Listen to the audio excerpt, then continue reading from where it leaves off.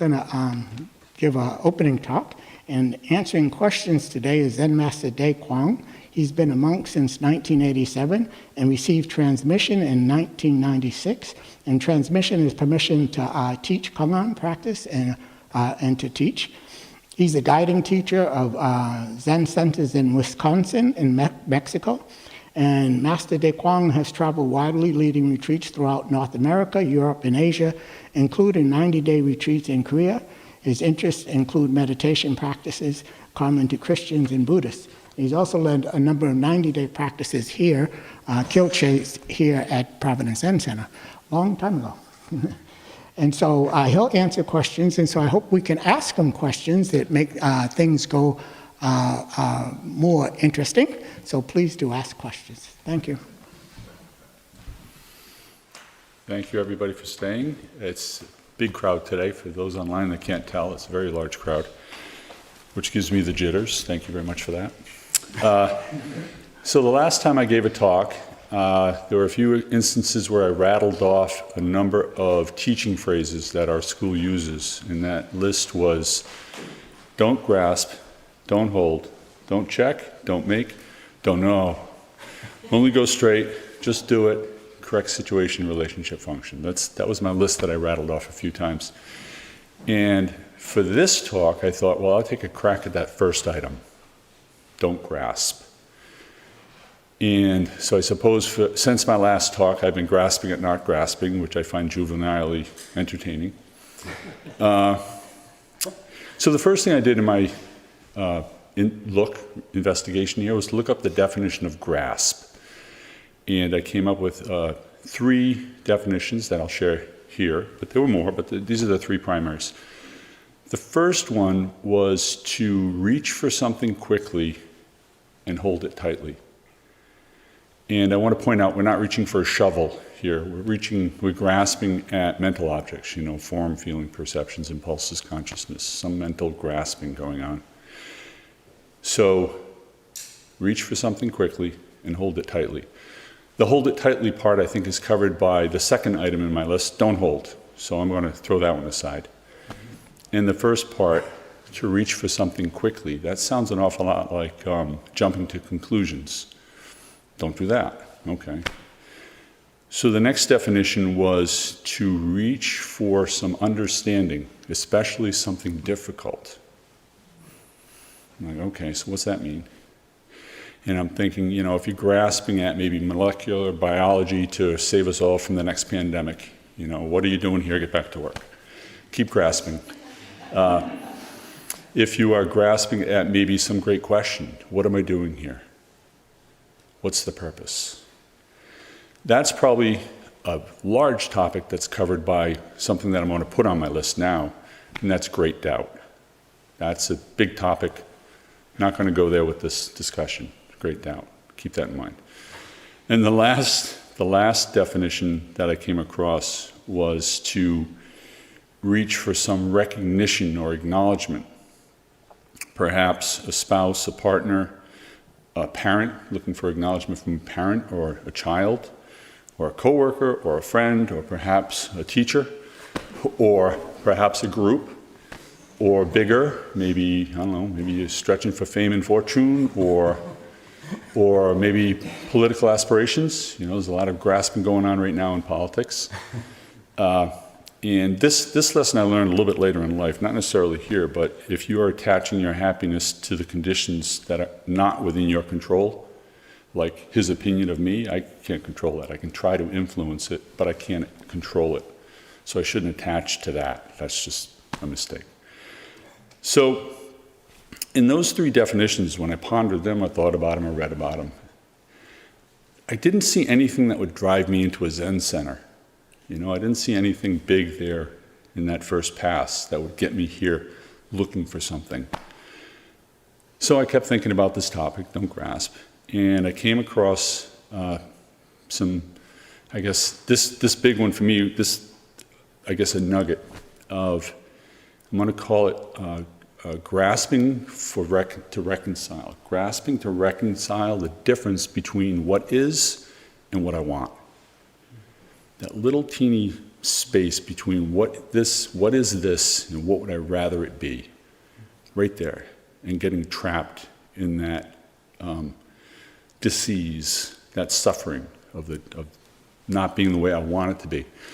Last week, so I had to look around the room a bit. Somebody brought up being away for a while and then coming back and finding things moved. Why is this situation not the way I want it to be? How, all this grasping goes on, like, who did it? Why did they do it? Don't they know I did this intentionally? All this suffering arose out of something being moved. Also last week, somebody talked about, was it the moody cow or the moody moose? Moody cow. So the moody cow wakes up on the wrong side of the bed. It's not the way it's supposed to be. And from that point forward, it's a series of events that just keep getting worse. The negativity just rolls through the day of grasping for this to be different than it is. I gather my thoughts right there. I just lost it.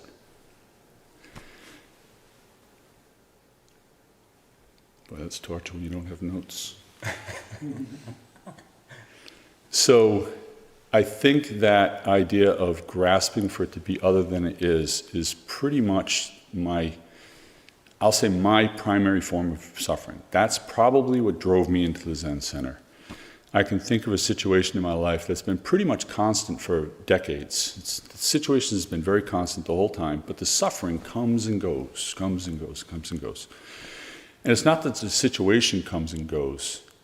It's that I'm grasping at the situation, wanting it to be different, making it worse. And when I grasp, if I don't catch it, if I do catch it, it's very brief. If I don't catch it and it runs away, it becomes a very large situation, very big problem. The more I grasp, the worse it gets. So when things get rough and I feel like I'm boxed in, I try something else. I try maybe acceptance. And as soon as I said that word, I imagine that most of you jumped on the serenity prayer. Give me the grace to change what I can and accept what I cannot. And what I'm trying to describe is a little bit different from that. What I'm trying to describe is that gap of wanting to change something that can't be changed. I can't change this because it's already occurred. So it's a trap. You get stuck in it. So I try honestly, earnestly to accept the situation. And it's a bit like following your breath. You're following your breath, and all of a sudden, whoop, you're right back to where you were. You're back grasping. So I don't stay with acceptance too long. And then I try something else. Maybe forgiveness is necessary. Somebody screwed up. Somebody moved my stuff. Or perhaps it was me. Maybe I did it to myself. Maybe I'm the one that needs forgiveness. So I try the forgiveness path to see if I can get through this situation.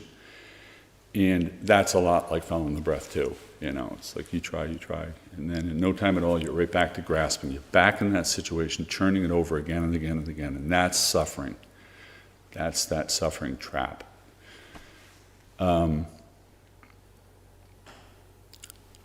So earlier, I was looking up at the lineage chart on the wall here, and Bodhidharma supposedly said that Zen is all about not grasping. So the idea of not grasping goes pretty far back in our lineage. So that's good to know. More recently, supposedly a Zen monk said, our practice is all about not grasping and not releasing. I was like, ooh, I like that. Not grasping and not releasing. I thought that was really good. And just the other day, I'm sure she said this, and I know that she's been saying it for about 40 years. Our own Zen Master Sung Bobby Rhodes, has been saying, our practice is all about being at peace with whatever appears. And I think you're at peace with what appears if you're not grasping it to be anything else. So our lineage has been, don't grasp. A particular example of grasping for me is about 30 years ago, long before I practiced any spiritual investigations, I got word that my mom was dying, and I took it very poorly. Whole lot of grasping, whole lot of grasping. Why does this have to happen? What am I going to do without her? This is terrible, you know, just really, really difficult for me. And being the, I don't know how to describe it, so I won't. I'll just say I retreated. I hid. I avoided the situation. I dodged dealing with it. I avoided her. I avoided being in her presence. I did everything I could to avoid the situation. And then she passed. And now I've got the sadness of the passing, but also the guilt of the bad behavior. And that really has bothered me for a very long time. How much that grasping, how much suffering I added possibly to her, and certainly to myself, and maybe everybody around me because I was such a dope. All right, so fast forward, just a few years ago, same story, well, similar story with my dad, same kind of news, This time, no grasping. This time, I'm on the phone with him all the time. What do you need? Take him to his appointments, took him to doctors, to business appointments, to the bank. I eventually got to the point where I was picking up prescriptions for him, doing his shopping for him, whatever it was, because he became immobile after a while. I remember going to see him every Friday, clam cakes and chowder. That was our thing. And, we had hard conversations. We talked about, his estate and planning and what his last wishes were, and we got through all that. And then he passed. And then I moved on to the estate, getting rid of his stuff and dealing with the sharks and the lawyers and his stuff and all that. What a vastly different experience. Still had the sadness, but none of that grasping, painful suffering that went with having to get through that situation. So I think the second, my father's story there is probably a good example of some of those other teaching words, correct situation, relationship, function, only go straight, just do it. That's where you don't grasp. You just, what's the situation? You respond to it. What's the situation? Respond to it. So, to try to wrap this up, I want to go back to the wise monk. He didn't say this, but I'm just picking on him. The wise monk who said, Zen is all about not grasping and not releasing. For me, the grasping is an automatic mental habit. I don't give consent to this. It's just my karma, my mental habits. I grasp and I start trying to figure stuff out. And the harder I grasp, the harder it is to release. It's a bit like an addiction where once you're in the throes of it, it's easy to keep going. But boy, is it hard to stop. So the not grasping is all about how you keep your mind. How do you keep your mind right now, right this moment? Can you see the grasping as it occurs? Can you see it after it's actually sunk its teeth into you? Can you see it? And then how do you respond to it? And how you keep your mind comes all the way back to sitting, just sitting. What is this right now? So it's very simple practice. So with that, thank you for sitting with me today. Thank you. So, are there any questions? Any kind of question is okay.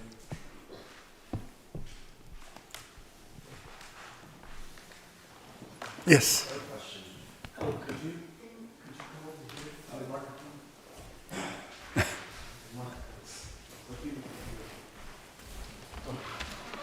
Hi. Did you say that Zen was about not grasping and not releasing? Was that correct?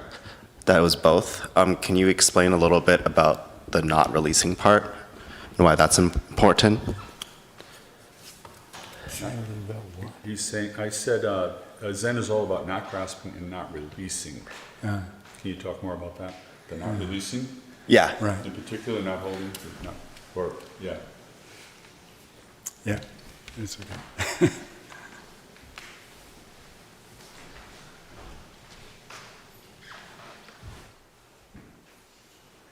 So if you want to release, that's a kind of attachment, right? You want to get rid of it, usually. So Zen is about keeping a just now mind. In fact, Zen means find your true self and help the world. So Zen revolves around this idea of a true self. Like you have a true self, then you have all this other stuff. He's a software engineer, he has kids, he's got a wife, all this. You have all this stuff. And everybody has that stuff. Buddha had that stuff too, right? And then many times people will say you have to get enlightenment, or you're practicing, doing some kind of meditation practice to get something.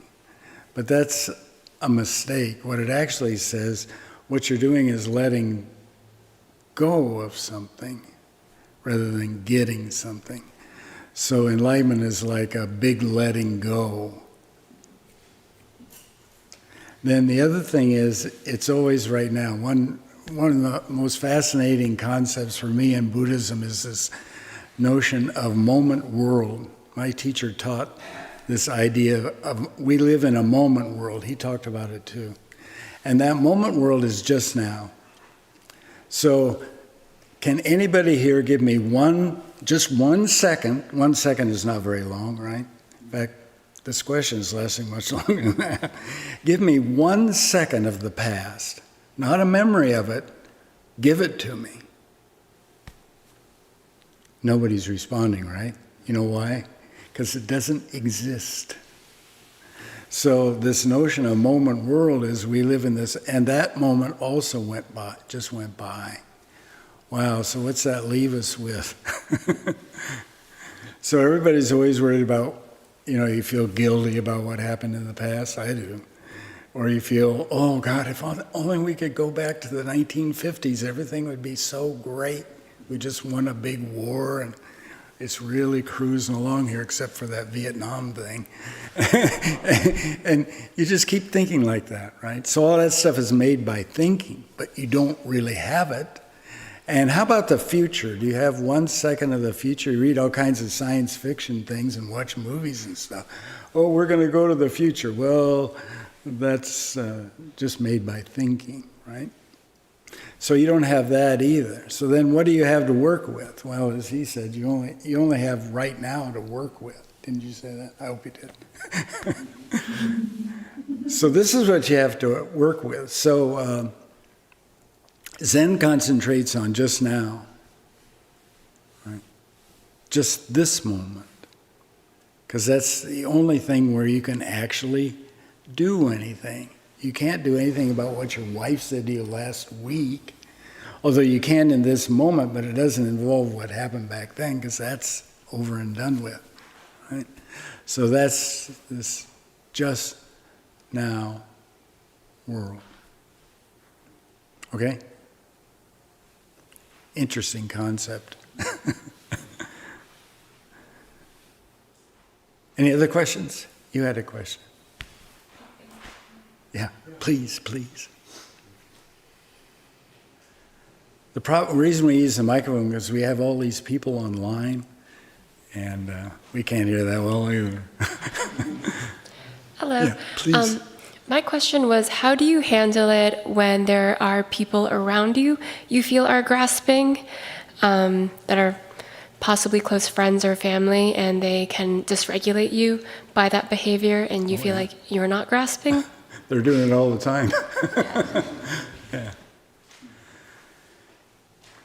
So it's not about getting rid of it. You would like to get rid of it. That, like I said, that's a kind of grasping too, right? So it's about letting go in just this moment. And we call that returning to your true self. So your true self is before all this grasping stuff happens.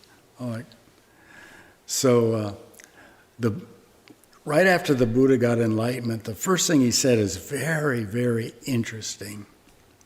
He said, how wonderful, everybody already has it, but they don't know they have it, and because they don't know they have it, they suffer. So what that means is all the suffering that you have is caused by you wanting something other than this. Right? So that's called desire. We call that desire in Buddhism. So it's your desire that creates your suffering. So the suffering isn't good or bad, and you don't want to get rid of it because that's a form of desire too. So you're kind of caught in in a thing that just goes around and around and around and around. That's why sometimes we use what are the little animals that run around in a cage? Hamsters, right? They run around. You know. So if your life seems like that, it's because that's what it's like for your thinking mind. So what you want to do is just let go of your thinking. Don't fight with your thinking. So even in meditation, I'll see sometimes they're teaching you to fight with your mind because they want you to get something, but you don't get anything. You already have it, but you don't know it. So enlightenment is waking up to what you already have. It's not about getting anything. So you don't get enlightenment. Actually, I would say a better translation would be return to enlightenment, because you already have it. You don't get anything. That's why meditation is such a waste of time. You don't get anything. I'm going to sit here and look at the floor and get something. Wait a minute. Right? So it's not about that. So that's thinking about it rather than doing it. So our school focuses, and you've probably heard this phrase. I'm sure you've heard this phrase because you see it in ads all the time. Just do it, right? The Nike shoe ad. So I was, God, if only we would have, what happens when you own the rights to it? Copyright it. Yeah, you copyright. If only we'd copyrighted that translation of this Chinese, it appears in Chinese as wu wei, which means no action, but it doesn't actually mean no action. It means don't attach to action. So that phrase means whenever you do something, just do it. He said it several times, just do it, whatever it is. And then you can also see it clearly and maybe change it, because you do have a native wisdom inside you. We call it your Buddha nature, which allows you to act appropriately in situations, if it's not intruded upon by your desire mind. Does that make sense? So you don't get enlightenment, you actually return to enlightenment. Unfortunately, this moment also goes by like, pew, right? You ever notice that? Goes by so fast you can't actually get a hold of it. So anything you're trying to save or perpetuate or whatever, it's a kind of mistake, because it comes from your desire mind someplace. And your desire mind is, as you've probably noticed, is very subtle. And it can do all kinds of gross things like kill other people, or it can do all kinds of very subtle things like trying to influence their hairdo or something, like, you got to straighten out your hairdo, be more like me, which doesn't work, but it's funny. Does that make sense? In fact, it's not even supposed to make sense. It's the way things are, really. So I'm over 80 years old, so I notice, God, the more I try to stay young, the more it doesn't work. I wonder why that is.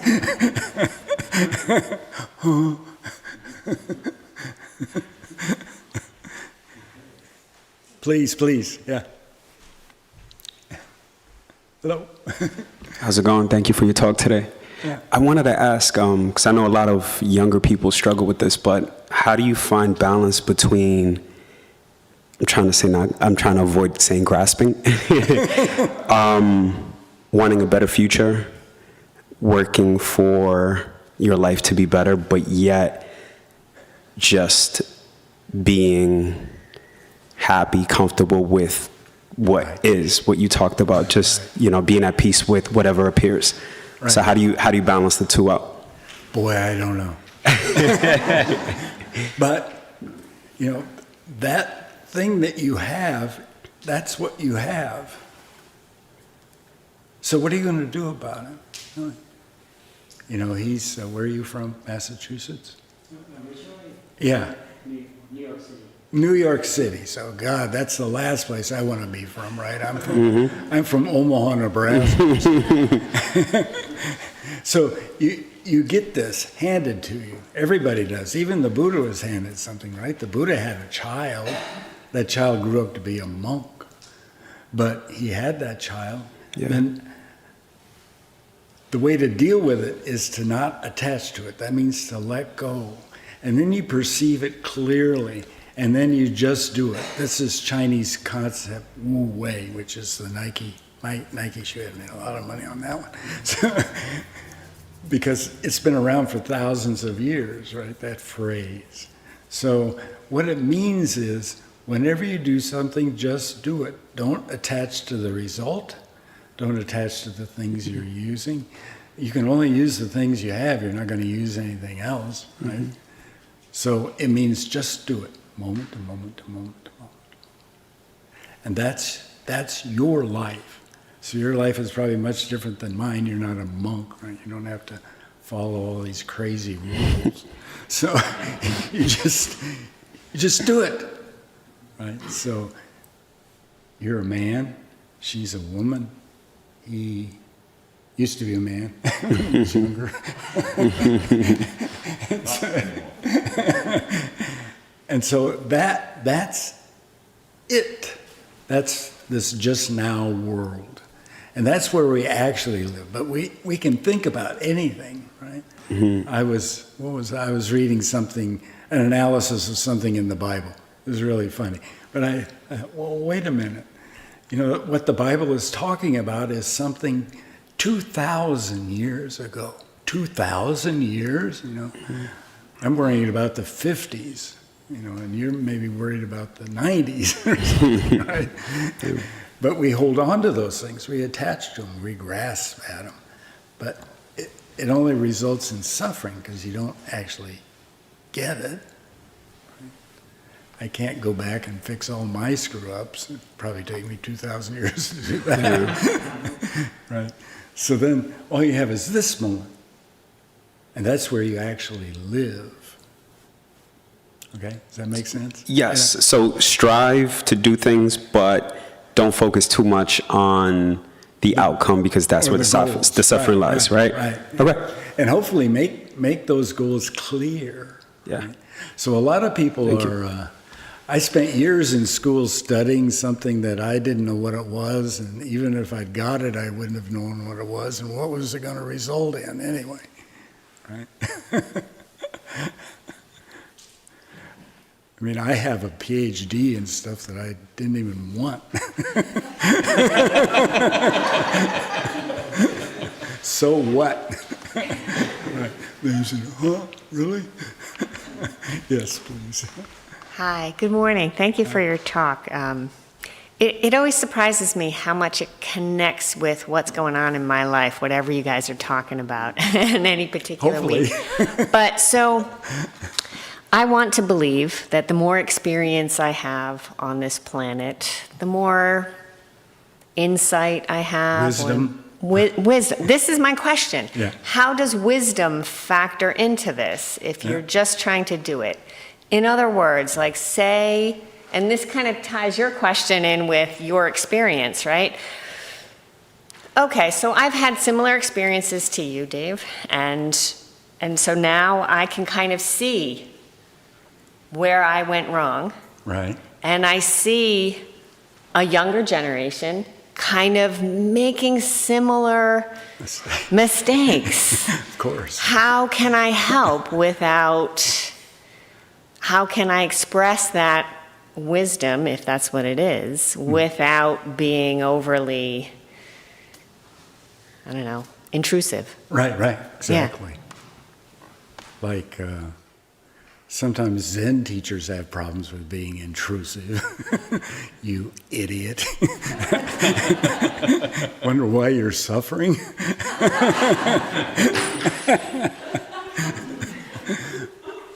Yeah, I don't know. But it has to do with all the standard spiritual crap you hear, you know, keeping your heart open. That means not attaching.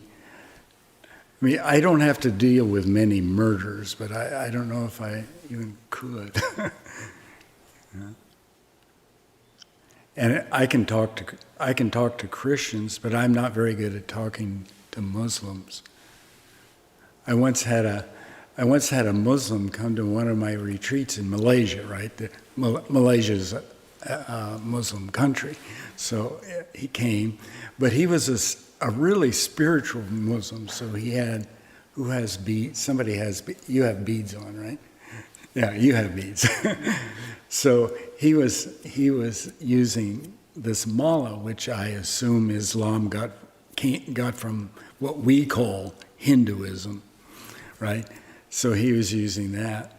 And actually that was fine because the technique he was using was no different than the techniques that we use in Zen or in Buddhism or whatever. You know, there's thousands of those techniques, but they all come back to exactly the same thing, no matter how complicated it is, no matter how much you think you're getting by doing this, it all comes back to the same thing. Here we are. Right? So he came and sat the retreat with us. We're Buddhists, but there's plenty of Buddhists in Malaysia too.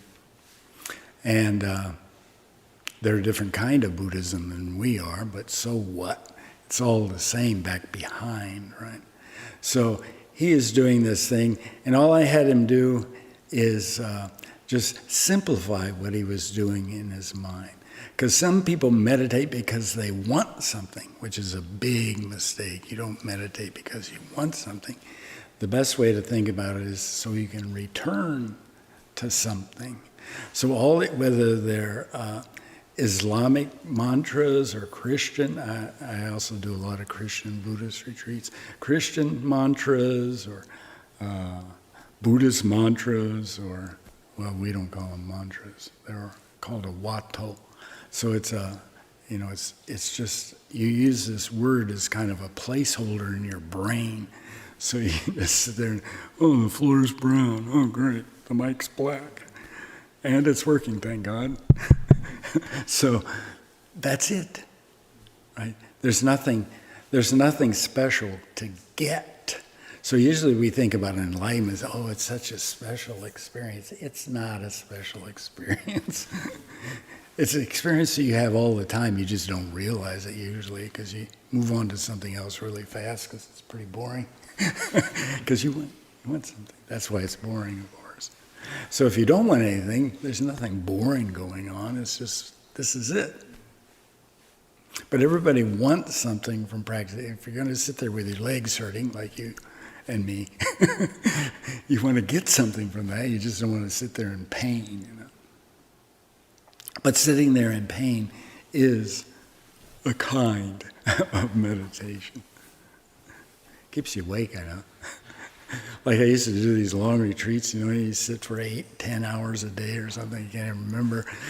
And most people have trouble staying awake, you know. Like, did you ever go like that when you were sitting? Right? But I never could do that. I was always pissed off because everybody else in the room is sleeping and I'm sitting there. This sucks. But of course, it's something else. It's just before that. And that's waking up in this moment. And that everybody, if the Buddha was here, he'd get the same thing as anybody else. Right? You're just here. That's it. Sorry. Any other questions? Yeah, please. Hi. Hi. I've been thinking about busyness recently, and I've been feeling that we kind of oftentimes impose this sense of I am busy, I am tired, like this. Of course. We give ourselves this state and say that we are it.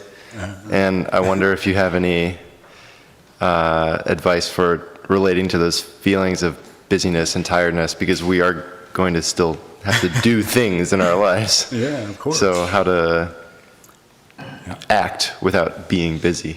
Right. So those things are not good and not bad. So usually you think, well, if I'm busy, playing a stupid board game, then I'm wasting my time. I should be pursuing something of more depth, whatever the hell that is. But actually, what you want to do is just do those things, but don't attach to them. So it's all about non-attachment. So almost anything, as we've been talking about for the last 20 minutes, is you'll grasp onto it. So you'll think it's good or it's bad. It's a waste of time, or this is really productive. Boy, this is helping the world. This is going to end world hunger or something, right? So you're always grasping at it. Because you want something from it. Just let the thoughts appear without attaching to them. One thing you'll notice is they go away almost right away. So if you have something going on that you don't like, just don't attach to it. And guess what? It'll change into something else before you can blink your eye, right? If you're paying attention. If you're not paying attention, then you'll be able to create a whole scenario, carnival around it. And then you get what you deserve. Because everything is by cause and effect. That's one thing interesting about Buddhism, right? So you have to say, where does the world come from? So in Christianity, the world comes from God, right? God created the world. So what does that mean? I never could figure it out, which is one reason I don't believe it. But in Buddhism, everything comes from cause and effect. Oh. See? So that's where the world comes from, right there. So there's all this stuff like, oh God, that greenhouse out there is really ugly and old and sucks. And you got people on the screen here, you know. So they tuned in somehow, and they're picking up our signal that flies over there. Somehow. Nobody really knows, right? I know even Nobel Prize winning physicists don't know where it comes from. So what are you left with? You're left with this, just this. Okay. So if you attach to it, you suffer. If you don't attach to it, then we say you're free, whatever in the hell that means. We don't know. So you have to talk about all this stuff. Like my job is to talk about stuff that can't be talked about. I love that job because there's no responsibility. It wasn't me that said that. I was just quoting something that somebody said 2,000 years ago. Or in the case of Buddha, 2,600 years ago, right? Because he's long before Jesus. So I always have this theory that all these other religions are stealing crap from us. Why are they doing that? But they're not stealing anything. They're just looking at the way things are and then trying to explain it. So some explanation will pop up in your mind if you're clever, right? Did you ever talk to authors, like, where do the ideas come from that you put in your books? And they don't have the slightest idea. I do know that. Right? So this is what we got. Then the point of Buddhism is, how do you use all this stuff to help the world? And what does that mean, by the way, to help the world? And I don't have the slightest idea because it's not based on understanding. It's based on your before-thinking mind. Your before-thinking mind. Now that's interesting because your mind's always thinking, right? But if you're sitting there just watching the thoughts run by without attaching to them, that is your before-thinking mind. And that's what you use to what we call just do it, which the Nike shoe company stole from us. And it comes from this Chinese phrase, wu wei, which means no action. That doesn't mean no action like it isn't there. It means that no action like no attachment to the action, right? So that's what we call just do it. But you can't, what would you say? It's not a contrivance. You can't make yourself just do it. If you're thinking about just do it already, that's a mistake. So that's why we call it's a before thinking thing. So you do things before thinking all the time. And then you can think about it, and you think, oh, was I thinking or wasn't I thinking, right? So it's a conundrum. You can't get out of it. But you don't have to get out of it. You just let go of it and then do it. So that's true work. That's true being online and working at designing software. Okay? Thanks. You're welcome. The great thing is that this can't be explained, right? That's why Zen Master Sung Sun's, that's our founding teacher, that guy right over there. He said, we only teach don't know. Huh? How can you teach don't know? Well, you can't teach don't know. But you can talk about it till the end of time, and maybe somebody will listen and try to find it themselves. So what you're really doing is pointing at something so that somebody can experience it themselves. But you can't explain it to them. So that's why I always say, well, what do you do? I say, I don't do anything. Are you kidding? I don't have anything to do, actually. Yeah. Hi. Hi.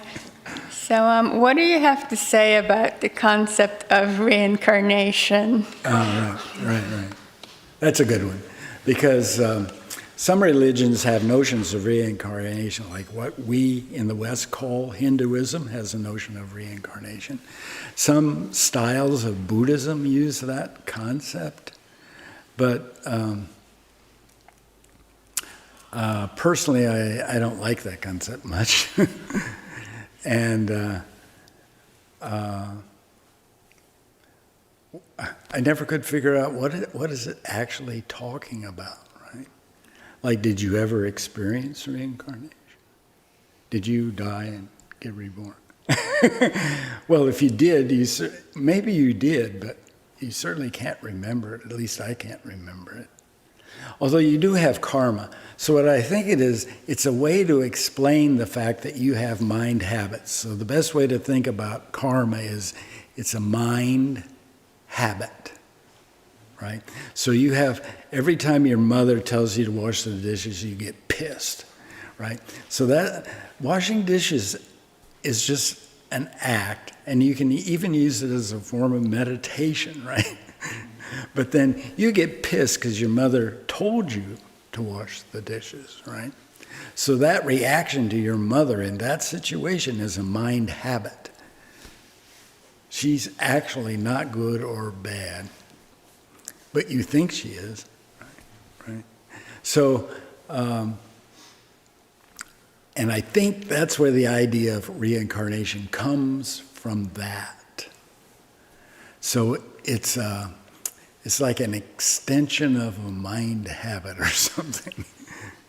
So when you get born, you probably notice by the time you're 5 years old, you already think, well, I like motorcycles, I don't like cars, I like crayons, I don't like ink pens, I like, you already have all these mind habits inside your brain, and they do affect you. So I always wondered about me. My parents didn't graduate from high school, and I have 2 PhDs. What? Where did they come from? Well, it must be reincarnation, right? Because it certainly ain't me. Yeah, so I don't know. It's an idea, but we don't use it much in Zen because we have this moment world idea. So it's only just this moment. How can you reincarnate? You can't. But it is a common idea in certain other religions other than Christianity. Christianity doesn't have reincarnation, right? And some styles of Buddhism do, and definitely what we in the West call Hinduism has it. Time's up. Time's up. He's blowing the whistle on us.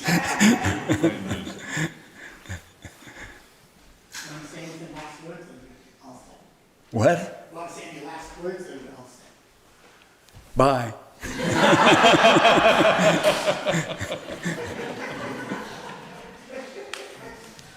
Thank you for your talks, they're very welcome. interesting. And so with this, on October 5th, Zen Master Dae Kwang is going to lead a one-day retreat. One-day retreat is very good for beginners. And so it starts at 8:30 is orientation, 9 you do some, 8:30 is registration, 9 is sitting. Actually, so how is the one day? It's 9 o'clock is going to be orientation. 10 o'clock you actually start sitting. No, we start sitting at 9. Oh, start sitting. Orientation is at 8:30, you get away. Okay, and then you sit to 4. Yeah. Okay, so then sitting to 4. And then, so that's good, as I said, for beginning. People who just started sitting. And then Saturday, November 13th, with Zen Master Dae Kwang also, he's going to have a sitting with a Buddhist sitting. Is that true, November 13th? That's the Christian Buddhist retreat. Christian Buddhist retreat with Zen Master Dae Kwang will be having that. So that's also good. Sister Madeline Casey, which is the Dominican nun. Okay, good. Or sister, sorry, not. And then we're going to have on December, we're going to have a Buddha's Enlightenment, YMJJ, which is going to start on, I believe that's going to be starting Sunday, December 8th, and go for 7 days. And there'll be maybe 2 days where people can come in and register, and you need to sit like one full day, as I understand. And so that's how that. It's going to be led by Zen Master Songyang, and so that's when that will happen. And so Winter Kilche will begin January 4th, 2025. That's a 90-day retreat that happens up at the monastery. And people need to sit at least 1 week. And people with experience can do that. If you don't have experience, it's not really a good thing just to go up there and try that. It can be quite difficult and quite intense. And today we're going to have, I guess, we're opening the gift shop, as I understand. And but nonetheless, the vegetable stand out here will be open. And So Young has garden-grown vegetables. They're organic, and you're welcome to talk with her and buy a few vegetables if you like. And then all the morning and evening practices are open to the public. And that's mornings are 6 days a week, and evenings are 7 days a week. If you want to do that, you can welcome to do that. And the Zen Center is open for guest days. Please contact our director. Our new director is Daniel Alper, and you'll be hearing more from her in the future as she gets her stuff together on that. And donations are a significant part of the Zen Center operation. So it's maybe about 60% of how we operate. And so there's a QR code out at the door. There's a donation box here also. And also becoming a member helps us. So that's, you could, once again, go to providencezen.org and you can get all that information there if you like. And so then that's kind of like how that's going. Any more questions you can ask the people with the long robes, and you can ask me any question, and you can ask, just start up a conversation. Why not? Thank you.